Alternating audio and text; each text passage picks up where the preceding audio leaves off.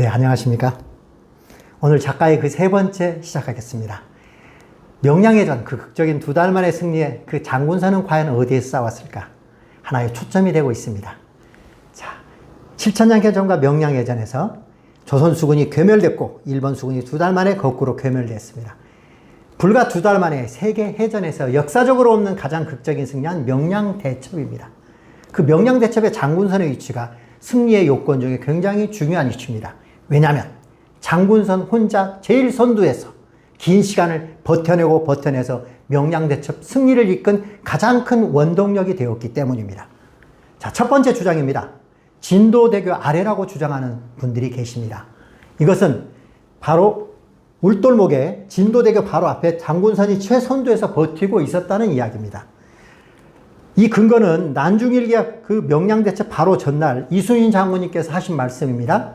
한 사람이 길목을 지키면 1000명도 두렵게 할 수 있다. 그래서 그 명량의 진도대교 바로 앞에서 길목을 지키면서 싸웠다고 이야기를 합니다. 여러분, 이건 속도를 나타냅니다. 당시 바닷물의 속도가 5노트 이상입니다. 특히 진도대교 아래는 가장 많이 물살이 병목 현상을 일어나기 때문에 그 자리에서는 배가 격군의 힘으로 배가 버틸 수가 없는 위치라고 생각합니다. 명량대첩 장군선의 위치 두 번째 주장입니다. 우수형 앞바다라고 주장하는 분들이 있습니다. 그림을 보자면 울돌목은 너무 물살이 세기 때문에 좀 더 잔잔한 우수형 앞바다에서 장군선이 위치해서 전투를 하였다고 주장하는 것입니다. 그런데 명량대첩 이래 난중일기를 보면 여러 배를 돌아보니 한마정 정도 물러서 있고, 우수사 김옥주탄 배는 멀리 떨어져 가물가물하였다고 했습니다. 멀리 떨어져 가물가물하였다는 대략 1000m 정도 떨어져 있을 때 나타나는 현상입니다. 여러분, 그러면요, 장군선 뒤에 1000m 뒷짐 하면 우수사 김옥주의 배는 어디에 있었냐면 육지로 올라가 있었다는 것입니다. 그리고 만약에 그 자리에서 전투를 하게 되면 양도를 돌아가지고 우수형 뒤쪽에 있다는 거잖아요. 양도를 돌아가지고 일본군들이 협공했을 가능성이 큽니다. 명량대첩 장군선의 위치 세 번째 주장입니다. 양도 뒤편 바다라고 주장하는 겁니다. 울돌목 바다 물살이 너무 거세기 때문에 버틸 수가 없기 때문에 이순신 기함은 아예 양도 뒤편에 물이 잔잔히 흐르는 기함에 버텨서 명량해전을 치렀다는 주장입니다. 여러분, 진도대교에 이런 물살입니다. 이런 물살을 타고 일본군 배가 들어왔습니다. 우리는 13척밖에 없었습니다. 133척을 직접 들어왔습니다. 이런 물살이라면 이 양도 뒤편에 있다고 하게 되면 133척이 일시에 인해전술식으로 밀어붙일 겁니다. 그러면 아무리 이순신 장군이 버틴다 할지라도 이 위치에서는 버틸 수가 없습니다. 한꺼번에 30척씩 30척씩 이렇게 밀려 들어오는데 어떻게 이길 수 있겠습니까?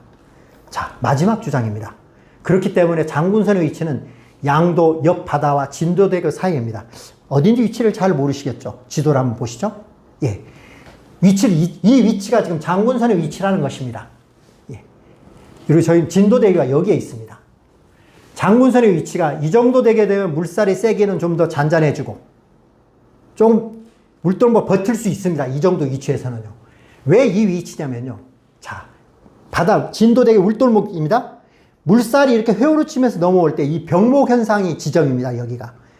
이순신 장군은 이걸 이미 알고 일본 수군들이 병목 현상에서 배가 몰리고 실열로 있다가 오열로 가고 이렇게 좁아지는 것에서 회오르 치는 이 지점을 중요한 타격 지점으로 생각하고 여기에다 포격을 처음에 가했다는 것입니다.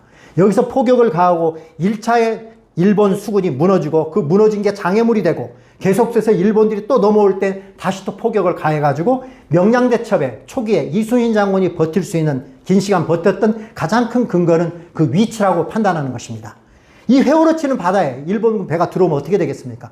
배가 과연 제대로 움직일까요? 더군다나 일본 배는 첨저선입니다. 밑이 뾰족합니다. 이런 데일수록 더더욱 흔들릴 겁니다.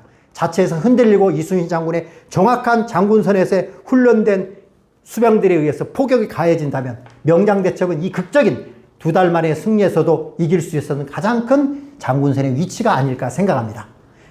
자, 뒤에 아무리 많은 배가 있다 할지라도 첫 번째 오는 배에 1차적인 타격을 가하고 이걸 통해서 긴 시간 버티고 난 다음에 조류가 바뀔 때 조류의 흐름을 타고 다시 역공을 펼쳤기 때문에 이겼으리라고 판단합니다. 그래서 마지막으로 장군선의 위치는 울돌목을 넘어오게 되는 그 병목 현상의 지점에 일본 배가 흔들리고 일본 배끼리 부딪힐 수 있게끔 정확한 지점에 위치를 타해서 타격을 가했기 때문에 이길 수 있는 전쟁이었다고, 이길 수 있는 명량해전의 극적인 승리였다고 판단합니다. 여러분,